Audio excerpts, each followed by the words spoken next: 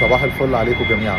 الناس اللي كانت مستنيه ان انا انزل فيديو عن الكوانتم بروسيسور الجديد من مايكروسوفت، اللي هو المايورانا دوت. انا ما عنديش نوليدج او يعني معلومات كافيه اكتر من اللي مايكروسوفت نزلتها بحيث انها تقدر تعمل فيديو يقدم للناس اللي بتتفرج معلومه جديده او اضافيه او جوده حقيقيه. ويعني حتى الان الواحد مش هيقضيها سبوبه يعمل فيديو ياخد ريتش عالي علشان يزود الفيوز على القناه. لو الفيديو ما فيهوش حاجه تقدم لك حاجه اضافيه مش هنزله. وانا عارف ان انت لما تكون بتتفرج على حد بتبقى عايز تسمع رايه في الموضوعات الجديده، بس انا واثق جدا في ان الناس اللي شافت الكوانتم بروسيسور فيديو او قرت عنه هتقدر تفهم المايورانا بكل سهوله.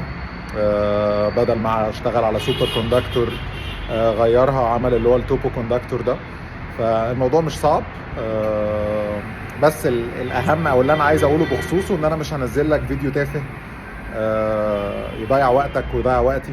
انا بصيت على المحتوى اللي بالعربي عن المايورانا لقيت كوارث، يعني ناس بتقول نفس الكلام اللي في التريلر بالظبط وناس بتقرا كلام مش فاهماه.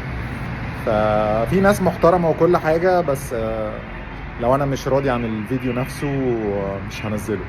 فصباح الفل عليكم، وارجو ان انا اكون كده وضحت وانتوا اقتنعتوا بوجهة نظري.